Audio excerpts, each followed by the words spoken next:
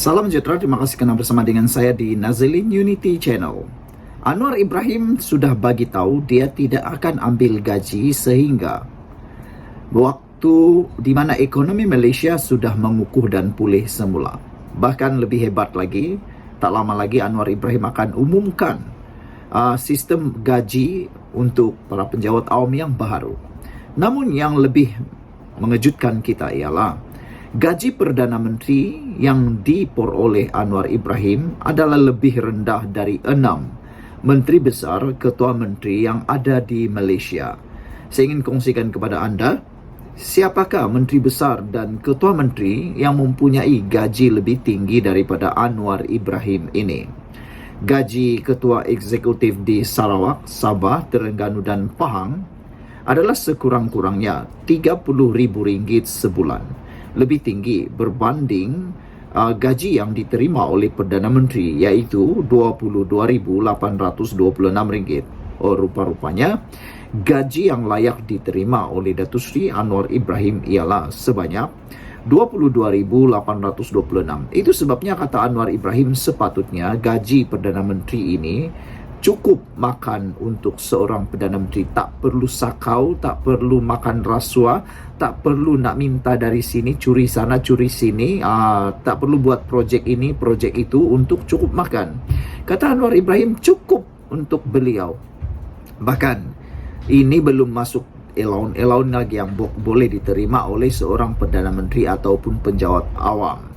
Saudara, ini baru gaji pokok seorang Perdana Menteri dan juga gaji pokok bagi Ketua Menteri atau Eksekutif di Sarawak, Sabah, Terengganu dan Pahang. Bayangkan berapa banyakkah gaji mereka sebulan yang diperoleh dicampur dengan allowance dan pendapatan yang lain.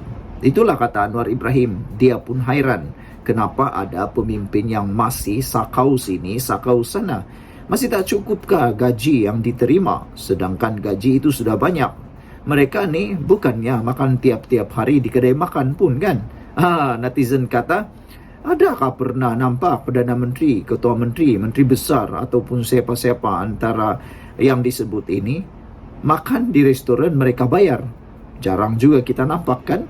Biasanya mereka ke satu tempat hampir tiap-tiap hari dipanggil ke mana-mana untuk satu majlis, mesyuarat dan sebagainya. Makanan mereka dibayar. Belum tentu lagi mereka bayar. Mungkin dibayar atau dapat allowance lagi. Jadi, kenapa masih lagi sakau? Kenapa lagi curi duit kerajaan? Kenapa curi lagi duit rakyat?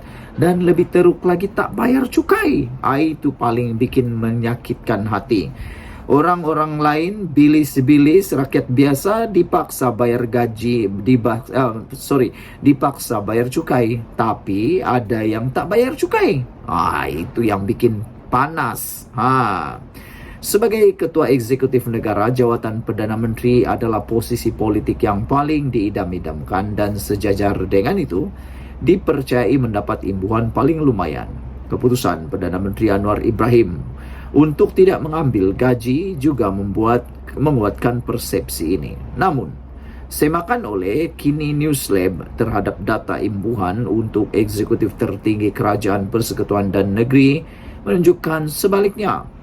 Ternyata terdapat jurang besar antara negeri-negeri dengan gaji ketua eksekutif di beberapa negeri bahkan lebih tinggi daripada gaji Perdana Menteri. Sebab mudahnya, federalism. Memandangkan Malaysia ialah sebuah persekutuan yang terdiri daripada pelbagai negeri dan wilayah. Parlimen dan Dewan Undangan Negeri mempunyai bidang kuasa dan kuasa legislatif mereka sendiri, termasuk menetapkan gaji anggota Kabinet Kerajaan Persekutuan atau Exco Negeri. Oleh itu, setiap Dewan Undangan Negeri meluluskan undang-undang yang menetapkan gaji Menteri Besar atau Ketua Menteri dan Exco mereka bagi negeri masing-masing, manakala Parlimen meluluskan undang-undang yang menetapkan gaji untuk Perdana Menteri dan anggota Kabinet. Ketua Eksekutif Negeri mana yang memiliki gaji lebih tinggi daripada Perdana Menteri? Berikut adalah contoh ilustrasi gaji Prime Minister Sarawak. Sebelum ini dikenali sebagai Ketua Menteri. Ialah sebanyak RM39,000 sebulan. Ia adalah 71% lebih tinggi berbanding gaji Perdana Menteri. Di Sarawak, gaji premiumnya ialah sebanyak 39,000. Gaji Perdana Menteri Anwar Ibrahim pula 22,829.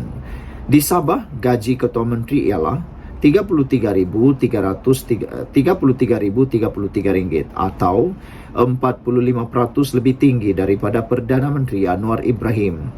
Negeri-negeri lain ialah Terengganu, Pahang, Perak dan Selangor, di mana gaji Ketua Eksekutif lebih tinggi berbanding Perdana Menteri. Negeri mana yang memiliki gaji paling rendah? Ketua Menteri Pulau Pinang menerima gaji paling rendah di kalangan Ketua Eksekutif negeri, iaitu sebanyak RM14,175 atau 38% lebih rendah berbanding gaji Perdana Menteri. Sementara itu, gaji Menteri Besar Johor lebih tinggi sedikit, iaitu sebanyak RM14,907. Yang mengejutkan netizen ialah mengapa dua buah negeri yang kaya raya ini, iaitu Pulau Pinang dan Johor, mempunyai gaji Ketua Menteri dan Menteri Besar yang paling rendah di Malaysia. Sedangkan mereka merujuk Kelantan dan Terengganu, negeri yang boleh dikata antara termiskin di Malaysia, tapi apa yang terjadi? Mereka mempunyai gaji yang lebih tinggi berbanding Perdana Menteri. Itu yang menjadi keheranan kepada ramai netizen. Dua ketua eksekutif negeri lain yang memiliki gaji kurang daripada RM20,000 sebulan ialah Negeri Sembilan dan Melaka.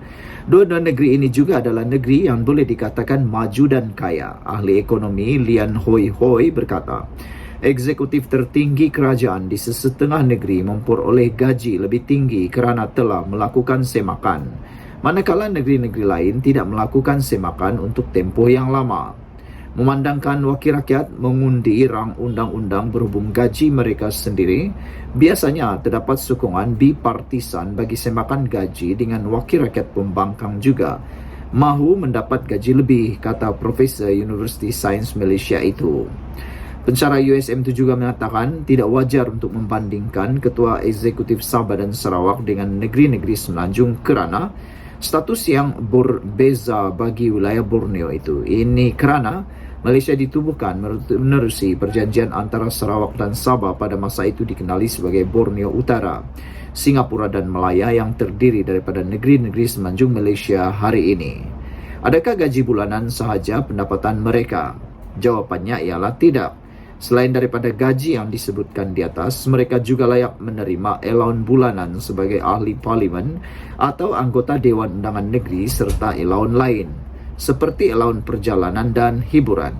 Sebagai contoh, selain daripada gaji RM39,000 sebulan, Premier Sarawak juga berhak menerima allowance bulanan sebagai anggota Dewan Undangan Negeri sebanyak RM15,000, menjadikan jumlah keseluruhan sebanyak RM54,000 sebulan.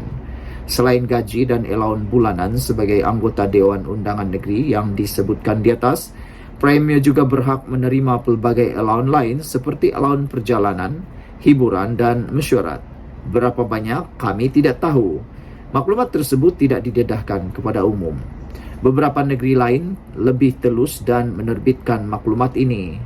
Selangor sangat telus dan menyenaraikan semua maklumat mengenai gaji dan allowance dalam enakmen ahli pentadbiran dan Dewan Undangan Negeri Imbuhan Pindaan 1980. Berikut adalah apa yang diterima Menteri Besar Selangor. Gaji bulanan bagi Menteri Besar Selangor ialah sebanyak RM25,000 sebulan. Manakala allowance kerajaan pula ialah RM5,500 sebulan. Kediaman rasmi ataupun allowance kediaman ialah RM4,000 sebulan.